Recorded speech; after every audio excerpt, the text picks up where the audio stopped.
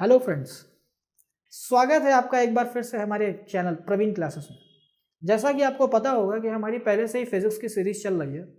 आज हमारा ये प्रैक्टिस सेशन होने वाला है, क्योंकि बहुत से बच्चे कह रहे थे सर हमें एक क्वेश्चन का भी एक बेसिक आइडिया दे दो कि कैसे क्वेश्चंस हमें इंप्लीमेंट करने, फॉर्मूला को कैसे अप्लाई करना है, कैसे हम आगे बढ़ेंगे। तो उसके लिए आज हम लोग फॉर्मूले और फॉर्मूले का यूज़ कैसे करना है उसको हम सीखेंगे प्रैक्टिस सेक्शन के थ्रू। ठीक है, तो चलिए स्टार्ट करते हैं। वन बाय वन क्वेश्चंस को देखेंगे। आज बेसिकली मैं आपको अप्रोच करना सिखाऊंगा कि क्वेश्चन को अप्रोच कैसे करते हैं। सॉल्व तो आप अपने आप कर ही लोगे, लेकिन पहले आप अप्रोच तो सीखो। फिजिक्स में वही प्रॉब्लम आती है कि आप अप्रोच डिसाइड नहीं कर पाते हो। अगर आपने एक बार अप्रोच डिसाइड कर ली तो फिर हो सकता है आप न्यूमेरिकल में प्लस माइनस या कहीं पर आप मिस्टेक कर दो तो बात की बात है, नहीं तो आप अप्रोच अगर सीख गए तो आपसे क्वेश्चन बन जाएगा। तो क्वेश्चन से आपको आइडिया लेना है और अप्रोच सीखनी है। ठीक है, चलिए स्टार्ट करते हैं। माय फ्रेंड्स, ये क्वेश्चन आपको दिख रहा होगा, ये पहला क्वेश्चन है आज के सेशन का।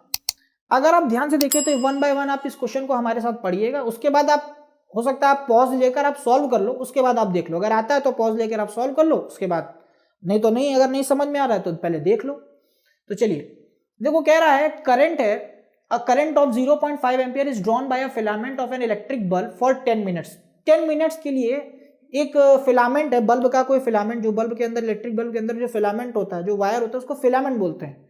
उस फिलामेंट के द्वारा उसको लगाया होगा किसी सर्किट में। 10 मिनट्स के लिए जब लगाया गया तो वो इतना करंट ड्रॉ किया, मतलब यूज किया उसने। ठीक है, इतना करंट उसने यूज किया कितने देर के लिए? 10 मिनट्स के लिए। तो बोल रहा है find the amount of electric charge that flow through the circuit. Amount of electric charge, amount of electric charge, चलिए एक एक करके पहले गिवन लिख लेते हैं। आई आपको कितना दिया है? 0.5 एम्पियर। टाइम कितना दिया हुआ है? 10 मिनट्स। और आपसे पूछ रहा है amount of charge. Amount of charge मतलब क्यू पूछ रहा है आपसे। ठीक है, तो आपको पता होगा, अगर आपने करंट वाली सीरीज देखी होगी तो उसमें मैंने बताया था I is equal to Q by T, ये फॉर्मूला होता है। इसका मतलब आई दिया हुआ है, टी दिया हुआ है, क्यू पूछ रहा है, तो सिंपली आई आप एम्पियर में पुट कर देंगे। लेकिन अगर आपने देखा होगा तो आपको पता होगा टी जो है वो सेकंड में पुट करना होता है। तो मतलब अगर आप आई इंटू टी कर दो तो क्या क्यू नहीं मिल जाएगा आपको? बस माय फ्रेंड, यही क्वेश्चन में था। तो चलिए देखते हैं इसका, एक बार हम लोग यहां पर देख लेते हैं सॉल्यूशन। देखिए, करंट टाइम जो हमने लिखा था इसको सेकंड में कन्वर्ट कर लिया, 600 सेकंड। फाइंड क्या करना है? Charge. Formula I is equal to Q I, Q is equal to I T. Q I की वैल्यू रख दिया, ये देखिए, और हमें एट लास्ट आंसर मिल गया। 300 कूलम हमारा आंसर आया है। होप सो आपका यही आंसर आया होगा। अगर आया है तो बहुत अच्छी बात है, नहीं आया तो पॉज करके आप उसको नोट कर लीजिए। चलिए माय फ्रेंड्स, अगला क्वेश्चन देखते हैं। कह रहा है how much work is done in moving a charge of magnitude 2 coulomb from a point of 118 volts to a point of 128 volts। My friend, ये क्वेश्चन थोड़ा सा कंसेप्चुअल है। इसके पहले, इस क्वेश्चन को करने से पहले इसके पीछे का कंसेप्ट समझ लीजिए। कह रहा है कि आपको बताना है कि कितना वर्क किया जाए या किया गया है कि एक कोई चार्ज है जो कि मूव हुआ है। कोई चार्ज है, लेट्स से ये कोई चार्ज है। चार्ज का नेचर इसने नहीं बताया है कि इलेक्ट्रिक चार्ज पॉजिटिव है, नेगेटिव है, कुछ उसने नहीं बताया। उसको मूव कराया गया है 2 कूलम का चार्ज, बताया गया है पॉजिटिव, एक पॉजिटिव चार्ज है जो कि एक पॉइंट ए से मूव करके जा रहा है बी पे, जहां पे ए पॉइंट का पोटेंशियल दिया हुआ है कितना? 118 वोल्ट, और वी भी आपको दिया गया है 128 वोल्ट। माय फ्रेंड्स, आपको बताना है कितना वर्क हुआ है। तो अगर आपने देखा होगा, मैंने ये फॉर्मूला ऑलरेडी सीरीज में ले रखा था कि क्या होता है पोटेंशियल डिफरेंस बिटवीन 2 पॉइंट्स। क्या होता है?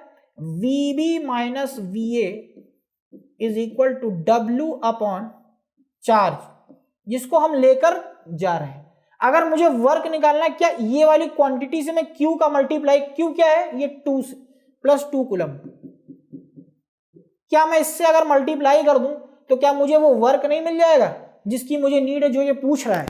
माय फ्रेंड्स, ये वही है। होप सो आपको समझ में आ गया होगा कि कैसे मैंने इस क्वेश्चन में आइडिया लगाया कि कैसे अब मुझे अप्रोच करनी है। ठीक है, चलिए देखते हैं, देखिए चार्ज 2 कूलम, पोटेंशियल डिफरेंस इतना, फाइंड क्या करना है, वर्क डन। देखिए फॉर्मूला कौन सा यूज हुआ है, V into Q. My friends confuse मत होइएगा, ये V वही वाला V है जो टोटल, जो मैंने बताया है वो दोनों का डिफरेंस बताया है, इसने डायरेक्ट निकालकर यहां V ले लिया है। ठीक है, देखिए तो वर्क कितना हुआ, 20 जूल। चलिए अगला क्वेश्चन देखते हैं। देखिए कह रहा है calculate the number of electrons constituting 1 coulomb of charge.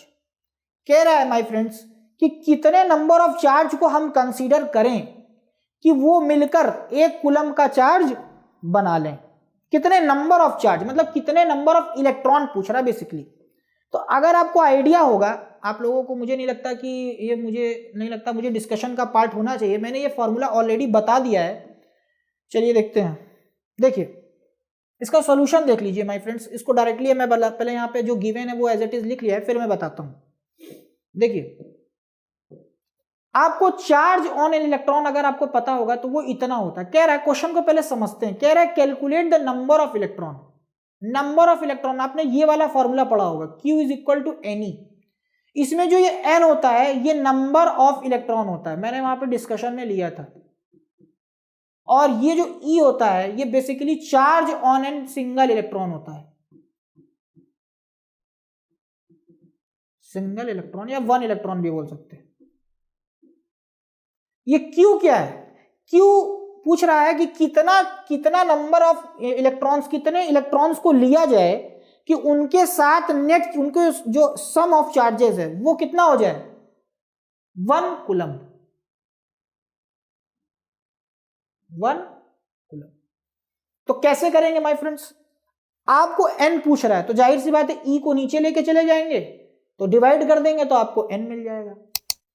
देखिए इसमें कुछ ऐसा समझाने वाला कुछ है नहीं कि अगर मैं बहुत ज्यादा कुछ ऐसा कॉन्सेप्ट हो कि बहुत ज्यादा समझाना है, फॉर्मूला क्लियर है तो क्वेश्चन आपसे बन जाएगा। ये देखिए 1 से डिवाइड कर दिया, इसकी भी यूनिट कूलम थी,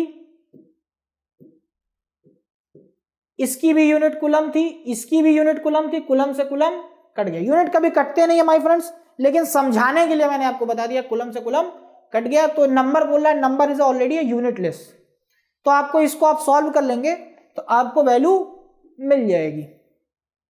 देखिए कितनी वैल्यू आई, इतनी वैल्यू, मतलब इतने इलेक्ट्रॉन्स को अगर हम कहीं रख दें, किसी बॉडी पर अगर प्लेस कर दें तो उस पर टोटल चार्ज कितना होगा, 1 कूलम।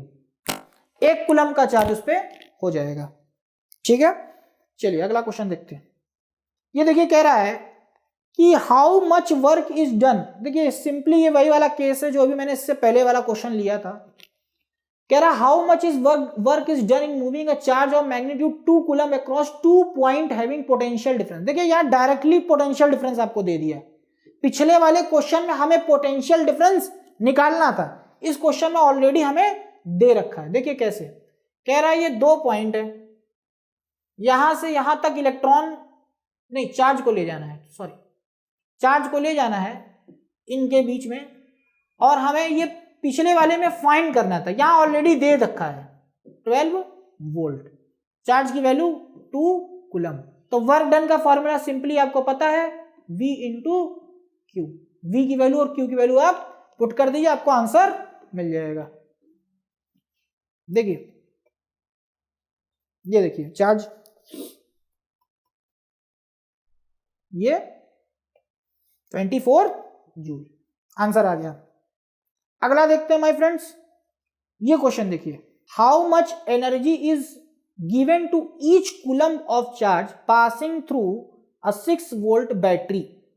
इसका मतलब आपसे पूछ रहा है कि बताइए कितनी एनर्जी हर एक 1 कूलम ऑफ चार्ज को मैं दूं 6 वोल्ट बैटरी के द्वारा, कितनी एनर्जी देनी चाहिए। देखिए ये क्वेश्चन सुनने और समझने में थोड़ी सी समस्या आपको आ रही होगी, लग रहा होगा ये कैसा अटपटा सा क्वेश्चन है।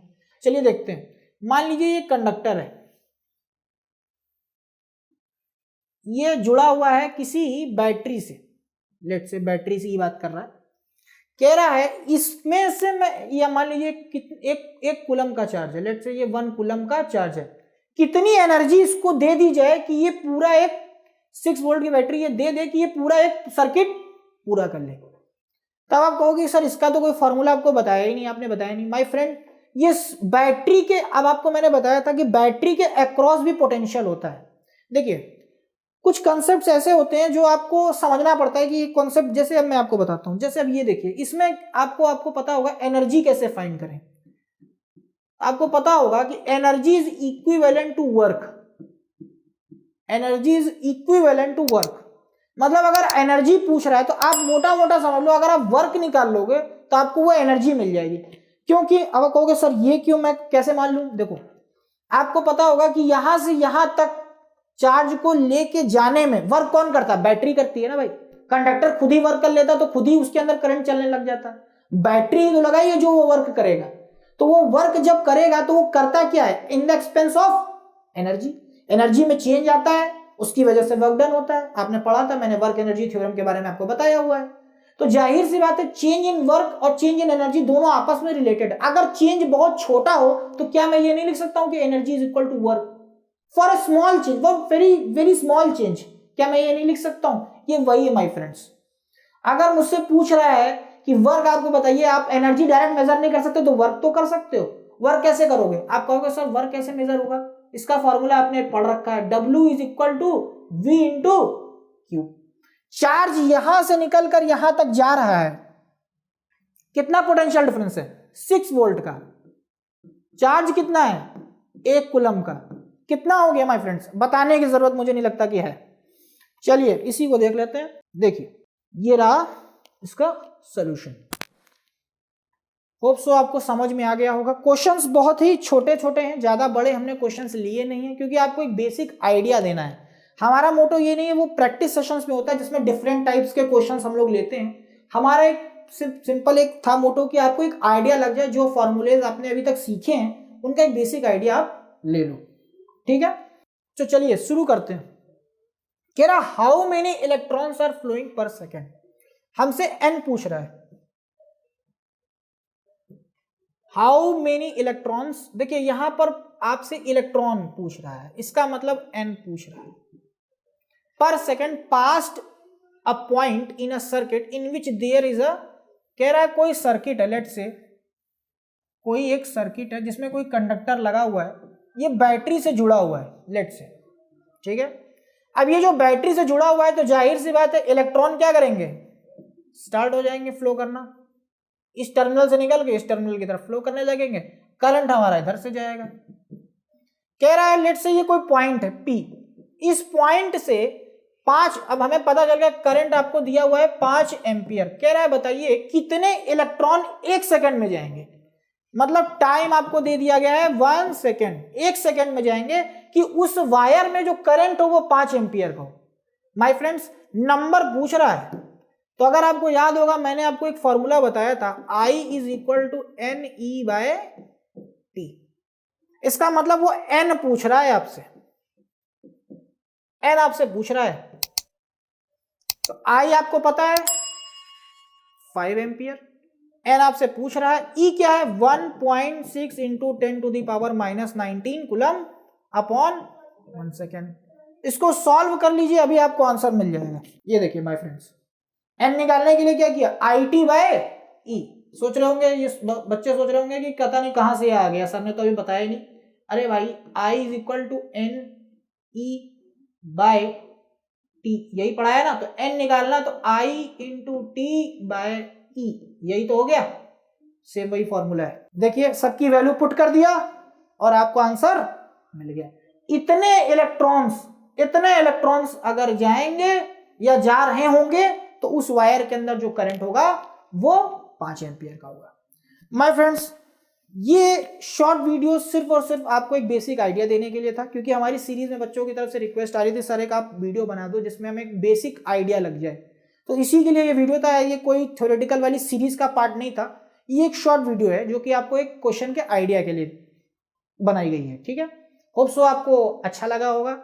अगर आपको ये वीडियो अच्छा लगा हो तो प्लीज लाइक शेयर और सब्सक्राइब कीजिए हमारे प्रवीण क्लासेस के चैनल को।